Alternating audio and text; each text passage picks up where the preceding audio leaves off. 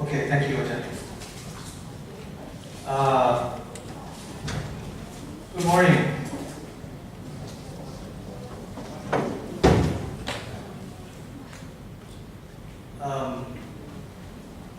It's kind of disappointing that many of you are late. I mean, of course, you are here, which is good.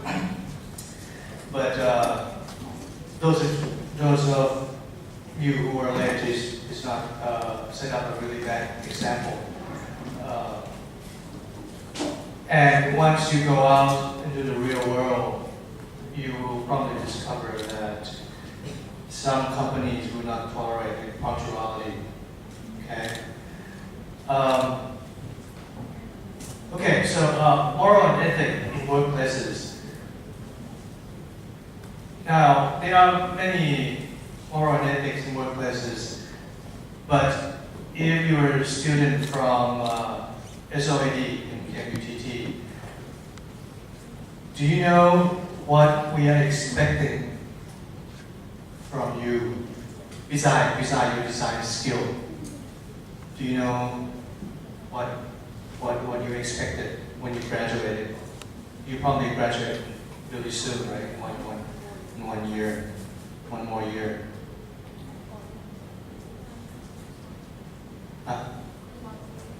Responsibility?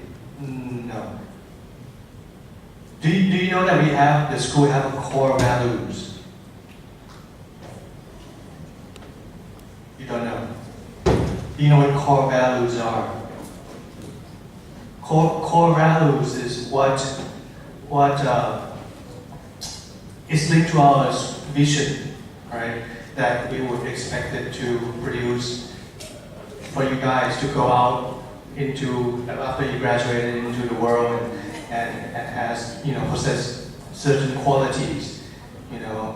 For example, some schools say that they have wisdom of the land, so they say okay, they'll say that okay, we will be intellectual, for the country. But that's their vision, that's their core values.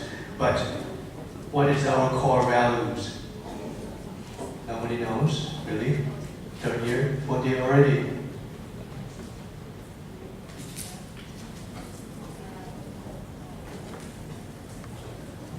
Okay, the core value is professional and integrity. Okay? So, professional, it ties game, right? So you're good, you're professional. You can handle things well, you can execute your work well, you can execute your work on time, be able to negotiate things with clients. Now, also integrity. Integrity means that in Thai is D, integrity, right? So that means that we expect for you to have possess a certain quality that to help the weak. Don't you always have a big heart trying to help the social, create a good working environment. So it's professional integrity, let E. Okay, so that's the core value of our university. Now, being late is not integrity. It's not a good integrity. Okay.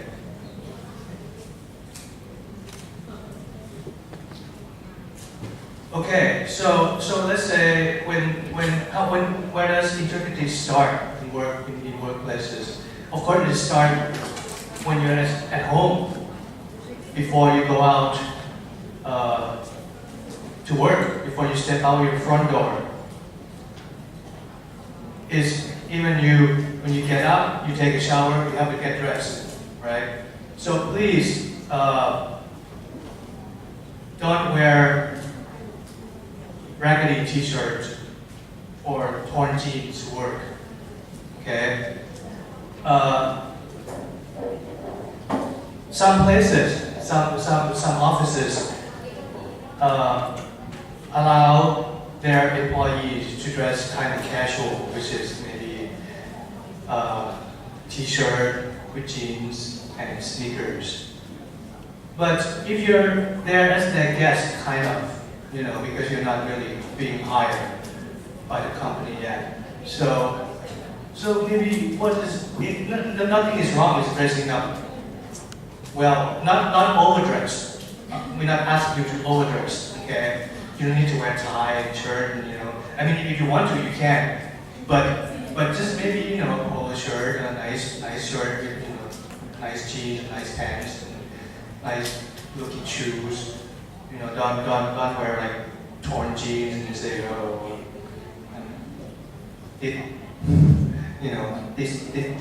no, okay? So dress well, okay? And another thing is, the next thing is be punctual. Very important, very important. I cannot stress this enough.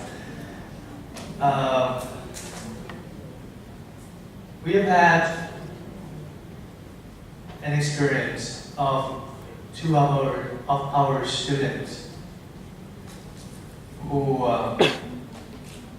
went out and do a co-op study at a certain company. And I think these two particular girls keep coming late sometimes I think it was for 5 to 7 days. Sometimes 15 minutes late, sometimes 30 minutes late. Of course they don't say anything, they just want to see. And after 7 days, they came in a little late, and then they were handed a letter. And guess what the letter was? The letter said, "We are pleased to working with you, but we no longer want to work with you. We have no more desire to work with you because you're always late, So that's not happening before, being fired from intern. So it's kind of a joke, really. It's pretty sad. But be aware that they can fire you. Okay. Always be half full cup of water and not an already full cup of water. It's related to your mindset because you're there to learn, right? You learn how to apply skills that you learn into a real practice with the real work, with the real client. I guess some of you already did do that by doing freelance, but see how it is in the official workflow. How do you keep the documents, and how do you keep the file, how do they name the file. Naming file, just organizing naming file is very important. When I was working in San Francisco, one of the supervisors asked me that, I asked him, I said, what is most difficult in your job? He said, organizing. It's not skills. Skills can be learned, can be practiced through months, mastering, retouching photos, and doing CAD and whatnot. And not creativity, but just skills. But also you have to keep things organized, right? So at the work where I work, everything is done in a digital workflow. So everything is done from a huge server, and everything is being pulled from a server to work on your desktop. Then sometimes you save the file, right? Yeah, of course you have to name the example, like you correct the third version or fourth version. So you make sure that you add the name. And then sometimes some people don't do that, and then they save over the whole file. So what happens? The second version is gone. So people mistaken it. So what is the second version? And then if the client comes back and says, we're not happy with the third and fourth version, we want to go back to the second version. Then what happens? You no longer have it. So that means, of course, somebody has to go in and rework the whole file again. Okay?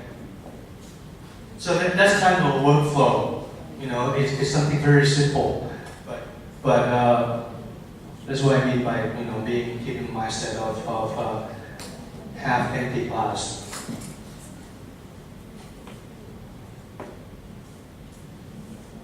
And if you are not ready to go to work because life is unplanned, even if you plan for it, sometimes things happen and people understand that things happen.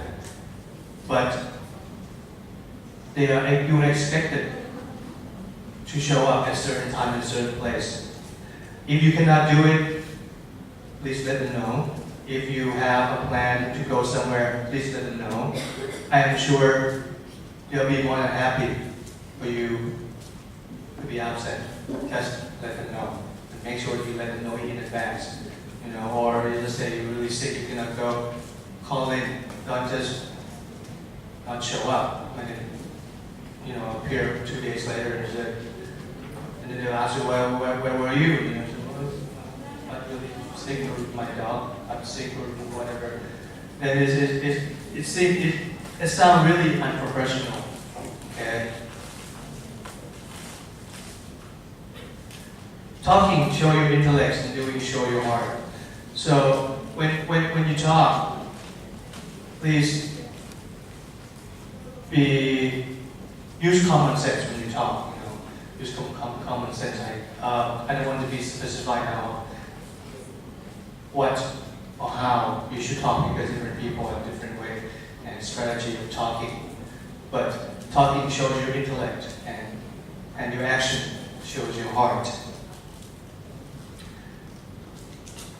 Be considerate and don't forget to turn off your phone into silent mode in meetings and when talking to others.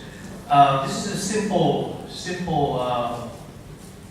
courtesies, or I guess deeds that we expected. It's just so common. But sometimes it seems like people don't do it. Just even in school, I talk to students. And students answer the phone and just while talking to me, they didn't say I'm sorry or I have to pick up this call or just answer the phone and then come back and talk to you. I'm not sure if that student realized that I don't have to stand there and talk to them. I can just walk away. So, and these are kind of strangers, because they're your employer. You have to show respect, somewhat respect to others. And whatever you produce that you think is your work, it's not always yours because you are working on a certain clients in behalf of the company. So you cannot just use their work for example, even in your portfolio, you got to ask permission. I'm sure they will say yes, but just ask that, can I put this in my portfolio because the copyrights belong to the company, not to you. Okay? And don't go around and start talking. Let's say you're working on a certain project and your friend is working on another project, and then don't try not to chit chat about work, about, I don't want to say secret, but they're classified information that if information falls to the wrong hands, the wrong people, the competitor can actually harm the company that you're working for. So beware, okay? But you can talk to or your friends, but be aware of spreading information, classified information in public.